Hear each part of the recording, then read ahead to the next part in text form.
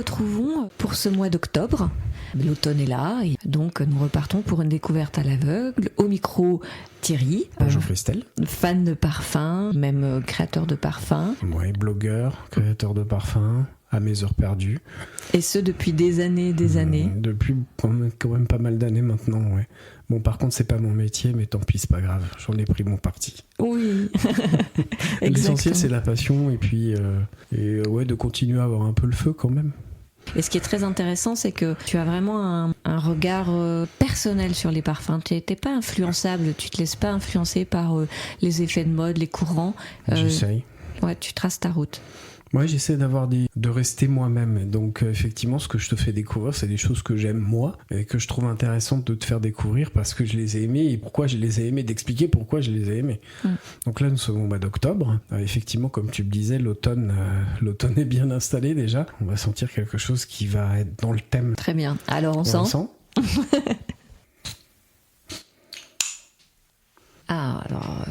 C'est très beau.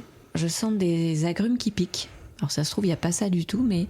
J'aime bien la façon dont tu qualifies le départ. Donc ouais, c'est piquant. Au départ, quand tu m'as passé la touche, j'ai senti quelque chose un peu ambré, enfin un effet un peu rond, mais là oui, c'est zestant. Ouais, c'est acidulé et croquant. C'est assez rare, je trouve, non ? Un effet comme ça. Ouais, mais c'est une matière en particulier qui fait ça. Et je trouve que là, c'est particulièrement bien amené. Ah, c'est très chic. Je trouve que c'est un peu masculin. Alors c'est plus masculin effectivement, en tout cas c'est positionné comme tel, mais je trouve que l'accord n'est pas forcément que masculin, comme tu dis, il y a un côté rond, un côté chaud derrière.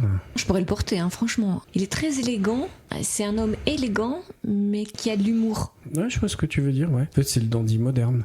Ouais. Un peu. Le gentleman. Oui, mais qui va mettre des chaussettes de couleur. Enfin, ouais, c'est un peu ça l'idée aussi, je pense. C'est l'élégance décontractée pour moi. C'est pas strict, ça rigole un peu. Ouais, c'est ça. Il y a un peu de joie dedans quand même. Ah oui, c'est ça, il est joyeux, oui. Ah, il est beau. Alors, c'était quoi les premières notes là ? La toute première note, c'est un accord de rhubarbe et d'agrumes. Okay. C'est la rhubarbe qui donne ce côté un peu piquant, comme tu l'as très bien qualifié. C'était spontané, tes mots, mais ça qualifie complètement la rhubarbe. C'est légèrement croquant, un peu acidulé, et ça se lie super bien avec le vétiver, la lavande qui arrive. Qu'on sent pas vraiment. Non, je sens pas. Mais il y a du vétiver et de la lavande. D'accord. Il y a un effet un petit peu fraise, je trouve, mais un tout petit peu. Waouh, ça je sens pas du tout. Après, il y a beaucoup de bois, des épices. Oui, les épices arrivent maintenant. Et en fond, il y a une petite note de vanille et un peu de daim. Je sais pas si tu sens... pas encore. Ben toi, il te donne quoi comme impression dans les notes? Tu le qualifierais de boisé, d'aromatique? C'est pour ça que je te dis que c'est un peu étonnant. Ouais, je suis d'accord avec toi. En fait, tu le classes pas vraiment. Oui, c'est ça. Tu sais pas trop où le mettre. Parce que c'est pas non plus un Hespéridé. Est-ce que ça fait un peu grand public ou pas? J'aimerais bien te dire oui, parce que j'aime bien que le grand public ait des belles choses. C'est différent, quoi. C'est-à-dire? C'est pas ce qu'on sent d'habitude et c'est pas ce qu'on... Oui, c'est pas beaucoup porté, c'est ça? Tu n'as pas l'impression que c'est le mainstream Oui, j'ai pas l'impression que c'est beaucoup porté, oui. Parce qu'il est pas gourmand. Non. Il est pas, même s'il y a une tendance fruitée un peu... je trouve qu'il est pas fruité. Non, il est... Il est bien équilibré, en fait. Sur tous les aspects, acidulé, fruité, boisé, légèrement gourmand, parce que pour moi je pense qu'il y a un peu de bajoin et de vanille dans le fond quand même, qui lui donne ce côté un peu rond, un peu cuir aussi, il y a un petit côté cuir qui soutient le tout, mais en fait on les distingue pas vraiment. Et puis c'est pas le côté boisé, je sais pas si t'as noté, mais il y a certains boisés, ils récurent le nez. Oui. D'accord, ok. J'avais pensé que j'étais la seule à avoir cette sensation-là. Il y a ce qu'on appelle les bois ambrés, qui sont des notes effectivement qui récurent le nez, oui, je suis bien d'accord avec toi. Ouais. Et là, pas du tout. Ah, il a un peu un effet lacté aussi. Un petit peu, ouais, je suis d'accord. Qu'est-ce que tu veux dire par là? Ça te fait penser à quoi?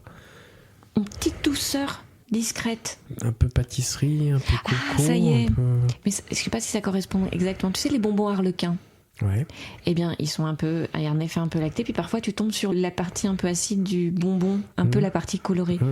C'est exactement l'effet que me fait ce parfum. C'est-à-dire qu'en fait, il est acidulé et crémeux à la fois, comme les bonbons Harlequin dont tu parles.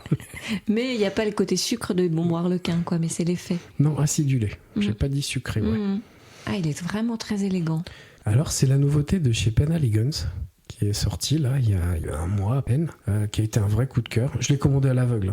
Je trouvais que le concept était beau et je me suis dit, ils peuvent pas se planter avec un concept pareil. Et c'était quoi le concept alors? Il disait quoi? Le concept, c'est, tu sais, le petit flacon avec le tissu anglais, le petit nœud papillon sur le flacon, etc. Et c'est très chic. Moi, en tout cas, ça m'a plu. Voilà, c'est très automnal pour le coup. Je me suis dit, je pense que je vais aimer ce parfum. J'ai acheté le petit, le 30 ml, et j'ai pas regretté en fait quand je l'ai reçu. Je me suis dit, c'est vraiment joli. Ça s'appelle The Cut, donc en anglais, la coupe. Et c'est parfait, tu vois, c'est parfaitement coupé. C'est parfaitement lisse, c'est parfaitement... tout est à sa place, comme un beau costume taillé, comme un beau vêtement qui te va. C'est ce qui m'a plu dans ce parfum, justement. Et donc, c'est The Cut, Penhaligon's. Et il coûte combien à peu près? Alors, le petit 30 ml, je l'ai payé 95 €. Après, je pense que le 100, il doit être dans les 170, 180. Ça part pas non plus dans des... Non, c'est pas délirant, ouais. Ouais, ça part pas non plus dans des délires, mais l'avantage justement, c'est qu'on peut se faire plaisir avec un petit 30 ml. Si on a une collection de parfums, en 30 ml en général, ça peut suffire. On ne le met pas tous les jours. Donc, et ce que je trouve aussi intéressant dans ce parfum, ce que je voulais dire aussi, c'est que ça appartient au groupe Puig, le groupe espagnol. C'est le groupe qui détient Paco Rabanne, donc la licence Fantôme de Paco Rabanne. Et en fait, quand on les sent tous les deux, ce qui est très étonnant, c'est que Fantôme, c'est un concept avec un flacon robot, donc qui fait très jeune, très mainstream, etc. Quand on les sent tout Fantôme et The Cut en parallèle, on sent qu'il y a...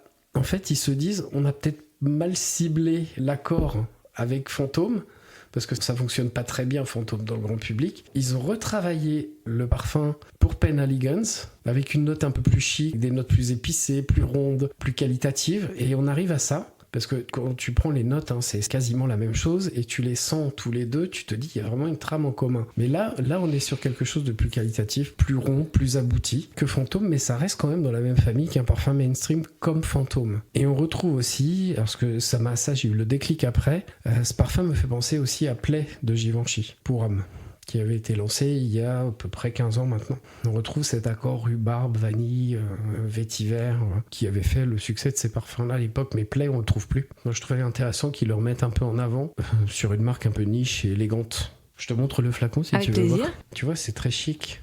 Moi, j'aime bien. Alors, t'as un petit nœud papillon au départ, mais là, il s'est... Enfin, chez Penhaligon's, des fois, ça tient pas.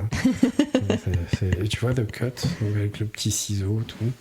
Je trouve ça trop mignon. Donc le parfum du mois d'octobre, c'était donc The Cut, Penhaligon's. Et puis on se retrouve le mois prochain pour une nouvelle découverte. À bientôt. On sera en novembre. On va essayer de mettre un peu de gaieté dans le mois de novembre. Merci. Merci Christelle.